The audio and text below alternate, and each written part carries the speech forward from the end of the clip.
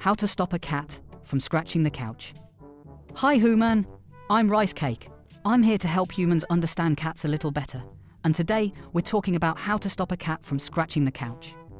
Now, before we begin, I need to say something important. Your cat is not scratching the couch because your cat is evil. I know that is a popular human theory, very dramatic, very convenient, but usually wrong. Your cat is not standing there with one paw on the armrest thinking, yes, tonight I destroy the household emotionally. What is actually happening is much simpler. Your cat is doing something normal, healthy, instinctive, and necessary in a place you really wish they would not. And that is the whole problem. Because scratching is not a bad habit in itself. Scratching is a cat need. The goal is not to stop scratching completely. The goal is to get your cat to scratch the right thing instead of your very expensive human sadness rectangle. So today, I, Rice Cake, will explain why cats scratch furniture, why your couch is such an irresistible target, what humans usually get wrong, and how to actually make the scratching stop in a way that works. Let's begin with the short answer. If you want your cat to stop scratching the couch, you need to do 3 things. Make the couch less appealing, make the right scratching surface more appealing, and put that scratching surface in the right place. That is the real formula. Not yelling, not punishment, not personal betrayal speeches, not staring at the damaged fabric like your cat has ruined Western civilization. You need strategy. First, let's talk about why cats scratch in the first place. Cats scratch for several reasons, and all of them make perfect sense from our point of view. We scratch to maintain our claws. We scratch to stretch the body, especially the shoulders and back. We scratch to leave visual marks and scent signals. And we scratch because it feels good. It is physical maintenance, communication, and a full body reset all at once. So when you see a cat scratching, do not think bad behavior. Think normal cat behavior happening in a bad location. That distinction matters, because if you misunderstand the motivation, your solution will probably be terrible. Now let's talk about why the couch is so popular. The couch is, unfortunately for you, often an excellent scratching object. It is tall enough, stable enough, sturdy enough, textured enough. Usually placed in a socially important part of the home. And often, right where the cat already wants to be. From a cat's perspective, the couch is not just furniture. It is a giant public notice board with excellent grip. Humans see my nice sofa. Cats see prime vertical scratching real estate in the center of domestic life. And this is where many humans make their first big mistake. They buy one random scratching post, place it in a sad corner nobody uses, and then act shocked when the cat still chooses the couch. Of course the cat chooses the couch. Would you rather exercise in a well-lit, convenient location that feels good, or in a weird little corner next to nothing, using a wobbly object that smells like disappointment? Exactly. If you want your cat to stop scratching the couch, the first step is this. 1. Give your cat a better scratching option. Not just any option, a better option. This is critical. A lot of scratching posts fail because they are too short, too flimsy, too unstable, too soft, too hard, or simply the wrong shape for that particular cat. Cats have preferences. Strong ones. Some cats like vertical scratches. Some like horizontal ones. Some like cardboard. Some like sisal. Some like carpet-like textures, although that can get dangerous, because then the cat may reasonably assume all fabric is one large invitation. For many cats, a good vertical scratching post should be tall enough for a full stretch. Not a polite little half stretch, a real one. Shoulders out, back long, claws in, body extended. If the post is too short, the experience is incomplete. It should also be stable. If the post wobbles when the cat uses it, many cats will decide it is suspicious and go back to your sturdy couch, which, frankly, is fair.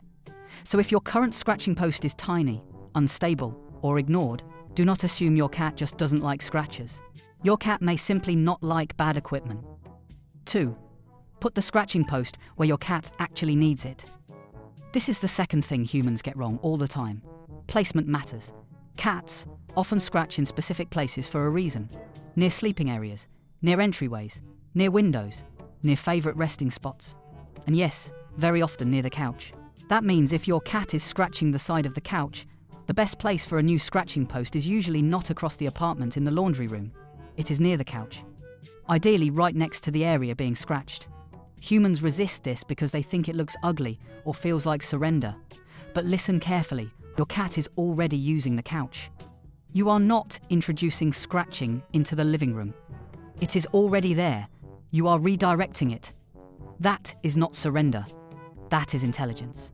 Once the new scratching surface becomes the preferred option, you may sometimes be able to move it slightly over time.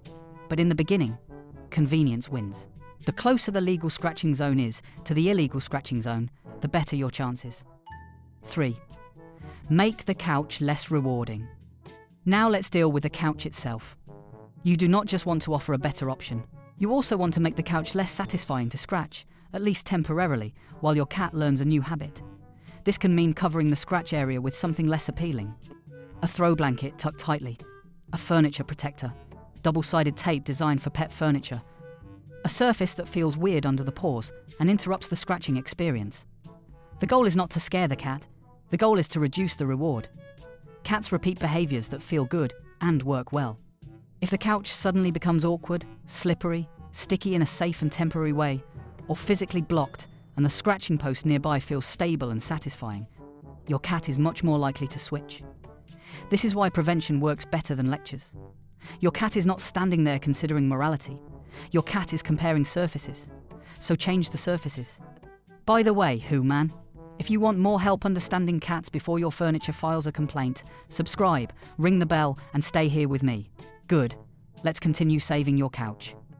4. Reward the scratching you do want.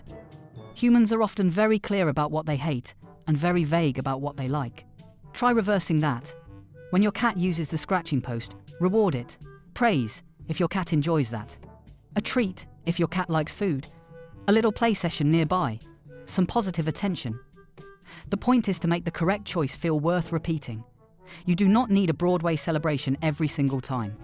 But especially in the early stages, you want the cat to start forming a strong association. This object feels good, and good things happen here. That is how habits change. And yes, some cats are not especially motivated by praise alone. If your cat is more of a snacks and results individual, use treats wisely. 5. Make the scratching post irresistible at first. Sometimes you need to help the cat notice the new scratching surface. You can do this by placing it in a high-value location, using catnip if your cat responds to it, lightly rubbing your hand on the post to transfer some familiar scent, or engaging the cat near it with a toy. Some cats scratch right after play, right after waking up, or when excited. These are good moments to guide attention toward the correct surface. You can also gently demonstrate the texture with your fingers, but do not force the cat's paws onto the post. Many cats hate that. It feels pushy, strange, and deeply human in the worst way. The post should feel like the cat's discovery, not your weird agenda. A lot of success with cats comes down to this one principle: make the right choice easy, attractive, and self-directed. 6. Understand the timing of scratching. Cats often scratch at predictable times. After waking up, after a nap, after a little burst of energy, after using the litter box, during transitions, when people enter the room, when excitement rises, when another cat passes by the window, when the body wants a stretch and the brain wants to announce itself to the world. If you learn your cat's scratching rhythm, you can get ahead of it. For example, if your cat always scratches the couch right after getting off the sofa cushion, place the scratching post right there and be ready to redirect gently. If the cat scratches after waking from a nap in the bedroom, put an appropriate scratcher nearby.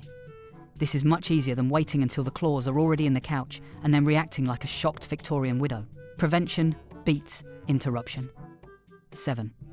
Never punish after the fact. This is very important.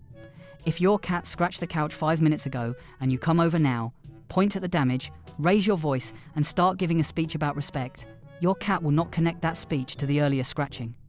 Your cat will only learn that you sometimes become confusing and loud near furniture. Even if you catch your cat in the act, punishment is usually not the best tool. It may interrupt the moment, yes, but it can also create fear, confusion, or sneaky behavior without teaching the cat what to do instead. Cats learn better from clear setup than from emotional overreaction.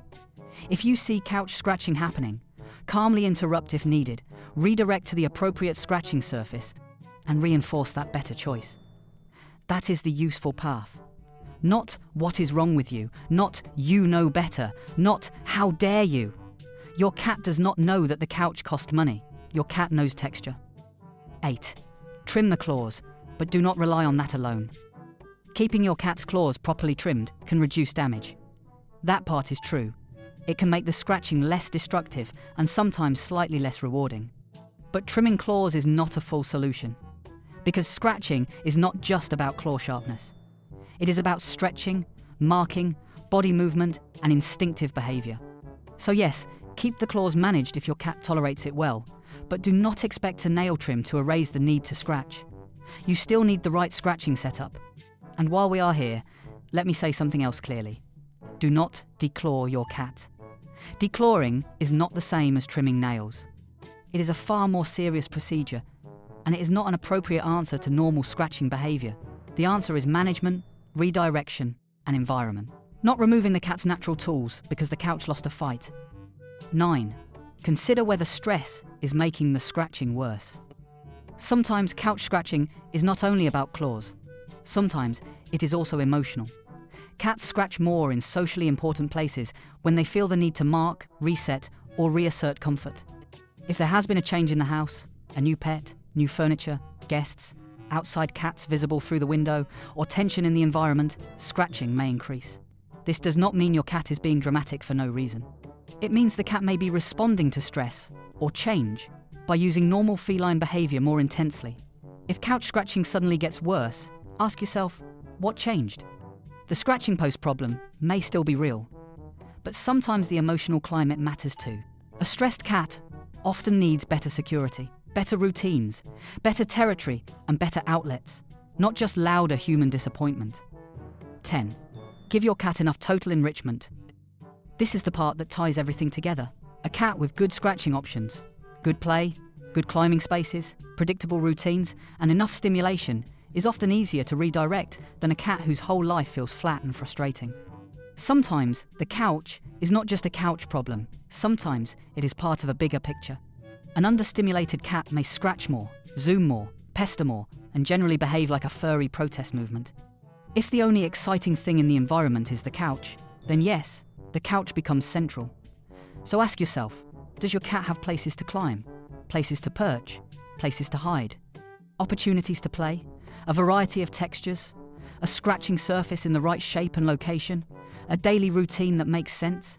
Good behavior is much easier when the environment supports it. What to do in the moment? Let's make this practical. If your cat is scratching the couch right now, here is the order of operations. First, do not panic. Second, interrupt calmly if necessary. A gentle redirection, a sound to break focus, or simply guiding attention away.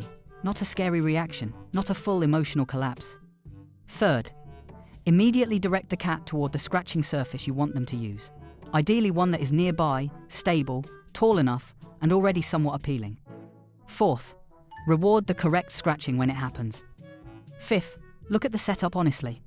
If the cat keeps choosing the couch, the system still needs work. Better post, better placement, better protection, better timing, better reinforcement. Do not keep repeating a failed strategy and then accuse the cat of being stubborn. That is a very human move. What success actually looks like. Success does not always mean your cat never touches the couch again in 40 years. Success usually looks more like this. The cat increasingly uses the scratching post. The couch becomes less rewarding, the habit shifts, and you no longer feel like you are living with a tiny interior demolition specialist. That is the real goal. Not perfection. Redirection. Not stop being a cat. More like, please be a cat over here instead. That is a much more realistic relationship standard. So, to sum it up, if you want your cat to stop scratching the couch, do not focus only on stopping the behavior. Focus on replacing it. Give your cat a scratching surface that is tall enough, stable enough, and satisfying enough. Put it where the cat actually wants to scratch. Make the couch temporarily less fun. Reward the correct choice. Pay attention to timing. Reduce stress if needed. And make sure the overall environment is not pushing your cat toward frustration and bad habits. That is how you protect the couch without declaring war on the cat. If this video helped you understand your cat a little better, subscribe, ring the bell, and stay with me. I'm Rice Cake, and I still have a lot to teach humans.